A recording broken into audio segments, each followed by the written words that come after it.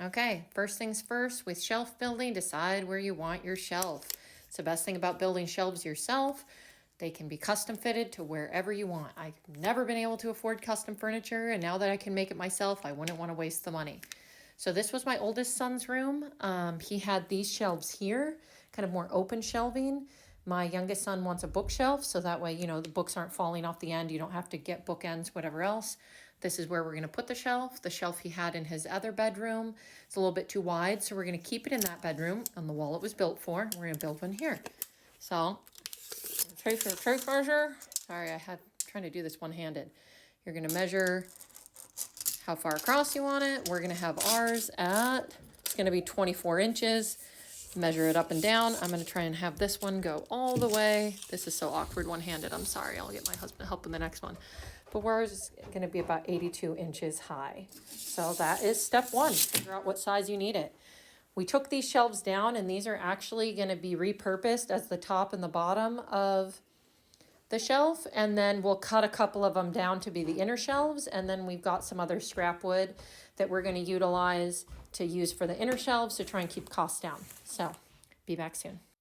Here's a little tip. When you're still in the planning stages, you want to start in an hour or so, go plug in the batteries to your saw, battery to your screwdriver. There's nothing worse than starting a project and having your tools die 5 minutes in. So even if you think they're charged, go stick them on the charger anyway. They'll last you the whole project. Here we are outside. This is my husband, Jeremy. He is measuring for the sides of the shelf. These were left over from another project we did. We do not have a garage or a basement, so set up the sawhorses and cut outside. Luckily, even though we live in a rainforest, it is not raining right now, so it's a perfect time to get these boards cut. He is very good at measuring twice and cutting once. I'm not nearly as patient as him, so that's why he is in charge of this. Plus, he is much more confident with the saw.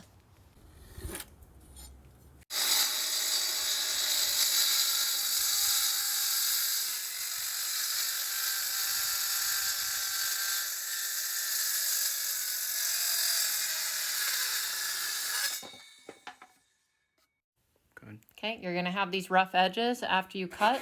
Grab a sanding block. You're just gonna wanna sand them off because it's a lot harder to get rid of them once you've screwed your stuff together. First thing you're gonna do is build the box. So we got one of the sides here, and this shelf that we're using for the top, we're gonna drill some pilot holes and attach those together to put the side in the top. Then we'll add the other side in the bottom. Drilling a pilot hole is kind of a pain. It's an extra step, but it'll keep your wood from cracking, or be more likely to keep it from cracking. We've cracked enough shelves to just learn to be patient and drill pilot holes before we put in our screws.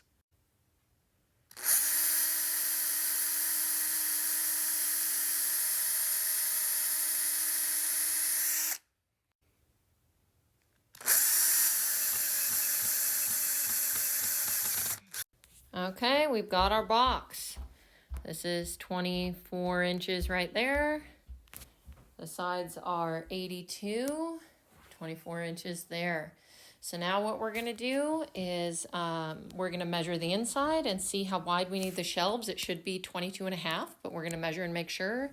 Remember, measure twice, cut once, and I'll be back.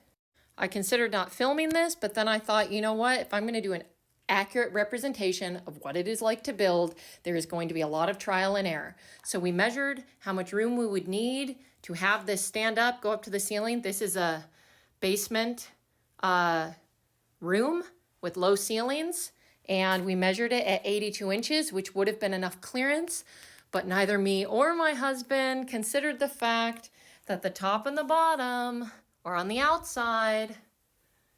See, not on the inside, because that makes a sturdier box. And because a 1x12 is 3/4 of an inch thick, we added 1.5 inches to our box. Can you show real quick? And now we cannot, we cannot stand it up.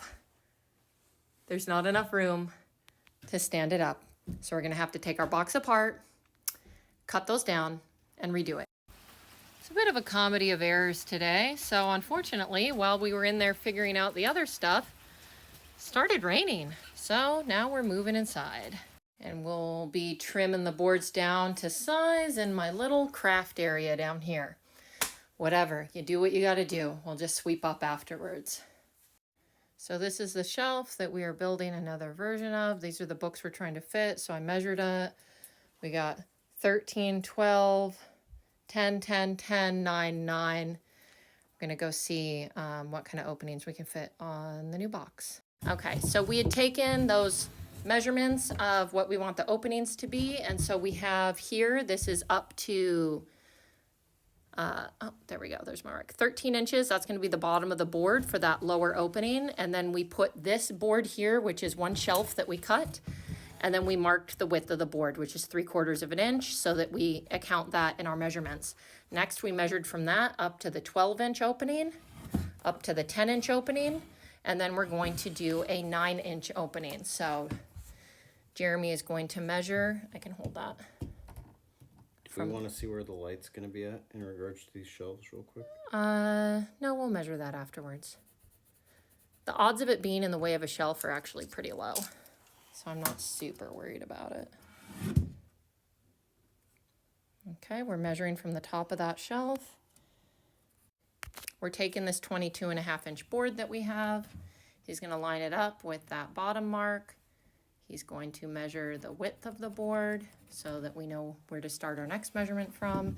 Do that on both sides. I've had wonky shelves before because I rushed the process. Measure twice, screw in your shelves once. And you have to do the same thing on the back as well. Yeah, same thing on the back, because I've also had shelves where you set anything on it and it rolled to the back because I didn't do this on both sides. Takes a couple extra minutes. It's worth it. Okay, flipped it over. I did the measurements on the back. As you can see, the back of it, sometimes your boards aren't perfect. It looks a little janky. This is in the back. I don't really care.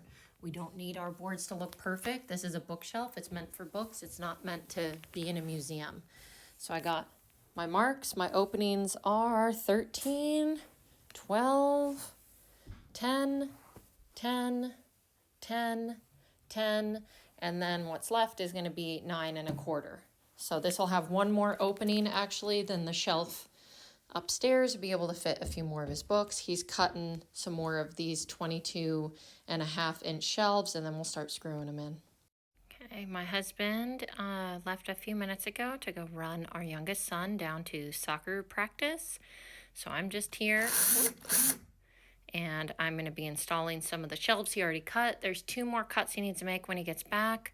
I'm just lining the wood up with these lines we already marked and drilling my pilot holes and screwing them in. And we are done. This is the shelf. Had the box, we added all the shelves, got them all screwed in. If you're wondering if I'm going to finish it, no, I'm not. I'm going to finish it or paint it. Some of these I might eventually, but we've moved so many times, and what we do, we don't fill these in because a lot of this wood is actually repurposed and you can use it over and over again, and I don't have to worry about the shelf being blue and then wanting to use pieces of it for a new shelf that now has to be that same color. I actually really love the smell of pine. It smells amazing in here. Out where my husband was cutting, it smells even better.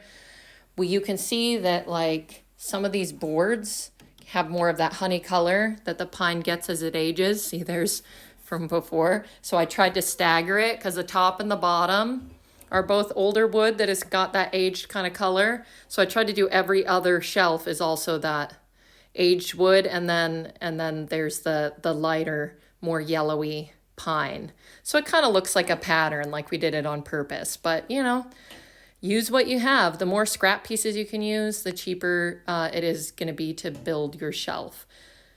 So we're going to move the books down here and get it all set up, but that's the whole tutorial. One more thing I wanted to add, you heard my husband talking about at one point, if you have a light switch behind there, it's no big deal. You can have a light switch behind books if you know where it is. Just make sure that you are not going to have a shelf, you know, directly right where the switch is. So it's no problem. We don't put backs on our shelves for the most part, so it's not a problem putting it in front of a light switch or even an outlet, honestly. So I'm sick of looking at that shelf, so I'll show you this shelf, another shelf that we built for my oldest son. It used to be filled with books and collections and school stuff and whatever else, but all his stuff is packed up and moved into his apartment, ready for him when he gets back from Thailand. So, yeah, if you have any questions about anything you've seen or anything that didn't make sense or whatever else, please reach out. Building shelves is way easier and cheaper than you think it is, and you can make furniture to custom fit your house and better utilize space, especially if you're in a house like we have that does not have a lot of storage. So, yeah, have a great night. Talk to you soon.